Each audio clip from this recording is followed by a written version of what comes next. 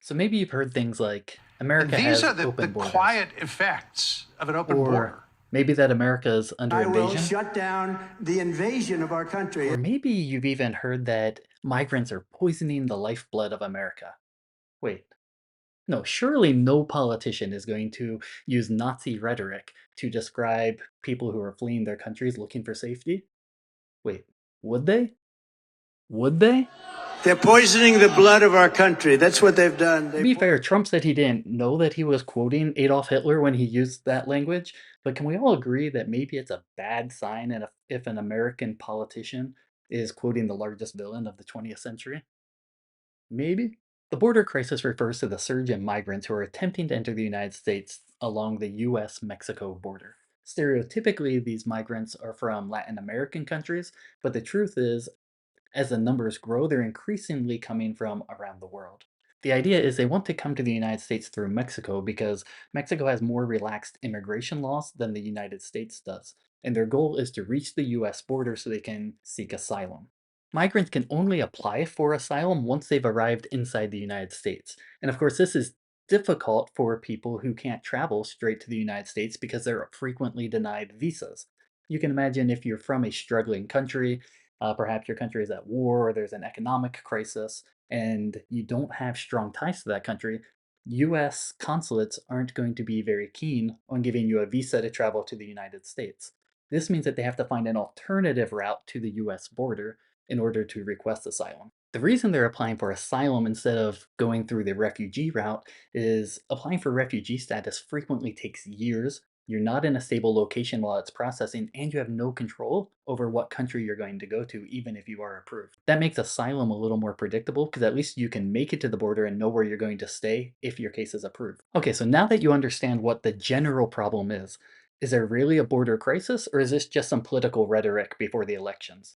Well, it's kind of both. Customs and Border Patrol is the agency charged with policing US borders. They reported in fiscal year 2023 that immigration encounters were up to nearly 2.5 million, which is an increase from 1.7 million in 2021. Now, note, this documents encounters at the border. This isn't individual people. So, for example, if one person attempts to enter the United States multiple times and they are encountered by Customs and Border Patrol, then each one of those encounters would be counted separately, not just one for the person. And no matter what you hear a politician or your Uncle Mark, who still lives in your mom's basement, say, this is not the number of people who have been allowed into the United States. These are border encounters, which oftentimes includes deportation. And the deportation can come through an expedited process if they were apprehended at the border or near the border. Of course, an increase of nearly a million immigration encounters over the course of a few years is definitely worth reviewing, especially when you take into account that the numbers were even lower prior to 2021. Explaining why there's a surge of migrants at the border is really beyond the scope of this video, but it may have to do with things such as the end of Title 42 in May 2023, which was a public health measure used by the Trump administration to immediately send migrants back to Mexico during COVID. And the measure was also extended by President Biden and used for several years during his presidency. This ended in May 2023, and it's likely that we're seeing an increase there. It could also be to widespread economic collapse, global wars such as Russia's war in Ukraine, which is forcing families to flee their homes, and growing global violence. These issues are causing people to flee their homes and they're seeking for protection from the one country they thought they could count on, the United States. The key here is that when you hear politicians talk about the border crisis or the border invasion, they typically aren't talking about migrants who are entering the United States using visas. Well, some politicians are talking about that because they have a wildly incorrect view of what the US immigration system looks like, but that's generally not what they're talking about. They're referring to people who are attempting to reach the US border so they can request asylum. You can request asylum if you have a fear of returning to your home country due to persecution based on your religion, your political opinion, your membership in a particular social group, or your nationality. So yeah, I mean, it's just asylum is just for people who want a safe place to live. The problem with asylum is the United States is really bad at processing these cases. It's not uncommon for asylum cases to be processing for 3, 4, 5, sometimes even 10 years. This creates a problem because there's an obviously large backlog, but there's also an issue because sometimes people are inside the United States waiting for their asylum case to be processed. And if they've been establishing a life for 4, 5, 6 years inside the country, and then their case is denied, they have to leave, which completely upends their lives.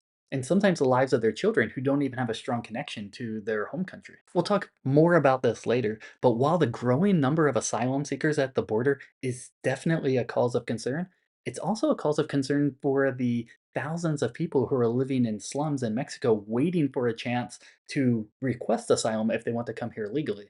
This is the key driving factor to why there are so many illegal crossings at the border right now. Migrants who want to request asylum inside the United States really only have four options. The first option is they can obtain a visa and enter the United States through a visa such as a tourist visa, and then once they arrive, they can request asylum. This is a problem, as we discussed, because most of the time, if you are fleeing your country because you fear persecution, you're not going to have strong enough ties to that country to actually be able to obtain a visa. The second option is you could request entry into the United States through humanitarian parole. This is a different category than asylum that will not allow people to remain in the country long term, but the Biden administration has extended this category to include nationals from Ukraine due to the war, Nicaragua, Haiti, Cuba, and Venezuela. Now, the problem with humanitarian parole is it only permits a temporary entry into the United States, and it takes away some of the rights that most immigrants have. For example, if you enter the United States on a tourist visa and then you later find employment, you can change your status to have an employment based visa. That option isn't available to people entering the United States through humanitarian parole, so it really only provides a release valve for the highest number of asylum cases without providing any real long term solution. Your third option is to request an asylum interview from Mexico using the Customs and Border Patrol One app.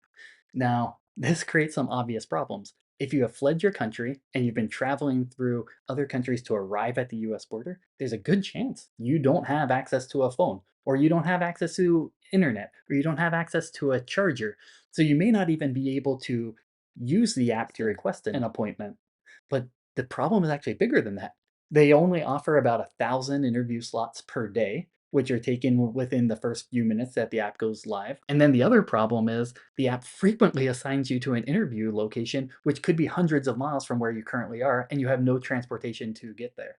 The only real upside to using the app is it gives you a lawful way to seek an appointment, and you'll most likely be permitted entry into the United States while your asylum case is processing if you use the app. But that only covers a very small percentage of people who actually need to request asylum. Think about it.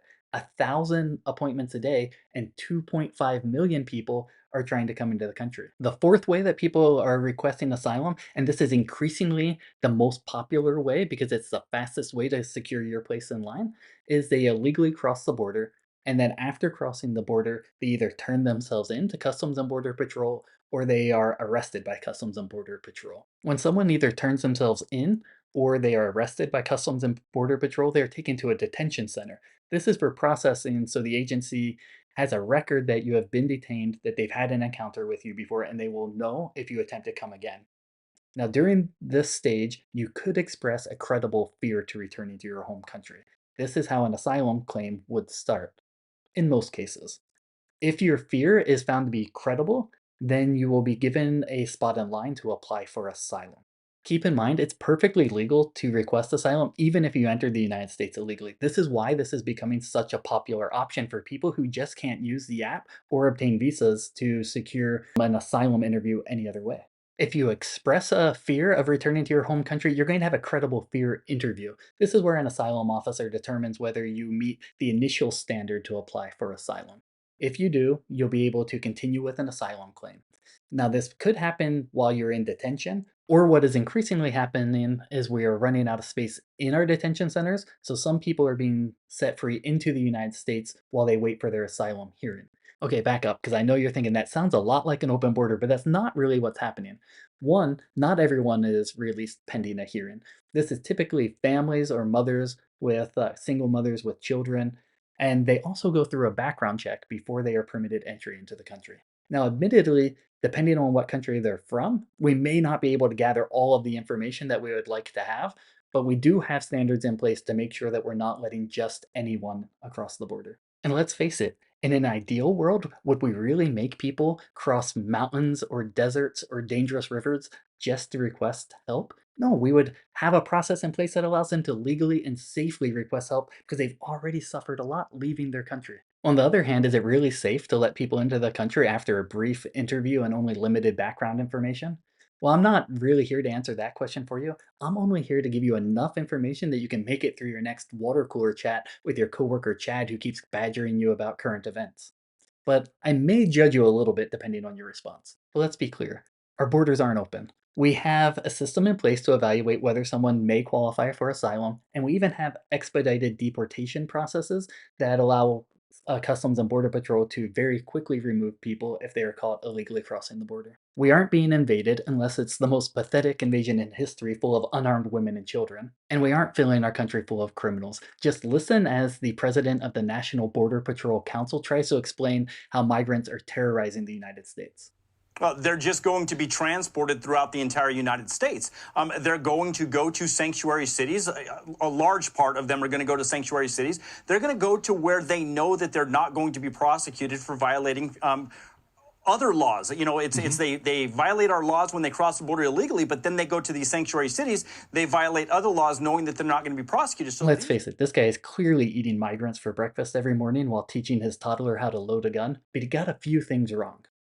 First, he either completely misunderstands what a sanctuary city is, or he's intentionally misrepresenting it to get a little shock and awe. Sanctuary cities don't refuse to enforce laws against illegal immigrants. This guy thinks it's the purge out there every day in California, but it's just not the fact. What a sanctuary city does is they don't work with federal immigration authorities if they have arrested somebody on other charges. That's probably better a subject for a whole video in itself. And maybe even the bigger issue is what he's saying about illegal immigrants and crimes is completely inaccurate when you look at studies.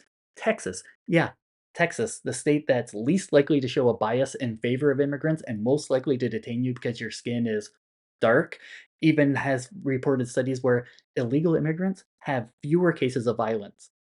And of course, this makes sense. If you're an illegal immigrant, you don't want to have an encounter with law enforcement because you don't want to be deported. Now, I'm not here to solve the border crisis in a 10-minute YouTube video, but let's talk about a few solutions that you could throw around during your next company wide softball tournament. First, we could close the borders. This is what many Republicans and conservatives are calling for. Biden even proposed an immigration measure that would give him control to shut down the border during heightened times of migrant crossings. This may decrease the number of illegal crossings, but it will also keep people from having any opportunity to apply for asylum. And really, when you think about it, it's hard to judge how many migrant crossings this really would impact, since many of the migrants currently coming are coming illegally so that they can request asylum quickly instead of being stuck out of the country waiting for a broken app to give them an interview. It could have a much smaller impact than many people realize. Another tactic would be forcing people to remain outside of the country while the US government processes their asylum claims. This is a tactic the Trump administration used, known as the Remain in Mexico policy. The government could increase the standard for the initial credible fear interview that determines whether someone can apply for asylum. If they make that standard harder to meet, then it's going to decrease the number of asylum cases that are being filed. Some people call for this as a reasonable solution because around 70% of asylum cases are ultimately denied. We could simply just speed up asylum processing. There's no reason for an asylum case to be processing for 5 years when it's a decision that should easily be able to be made in a month. Increasing the asylum processing time will mean that Customs and Border Patrol does not have as many people to detain, which means that they won't need to release people while their asylum cases are pending. Or we could simply make more legal pathways to enter the United States. Programs like the Humanitarian Parole Program, programs like expanding who is eligible for work visas. In my experience as an immigration attorney, most foreign nationals want to come to the United States legally. This is because they want to have a stable life in the United States and they want to be in compliance with the laws, but so many of them just don't have that option. How you feel about the right solution is largely going to depend on how you balance human dignity versus xenophobia, but one thing is for sure. Even if Biden looks like he just woke up from a 200-year-long coma, it's time for him to do something. That's all I have. I'll see you next week, and you know what to do if you like this type of content.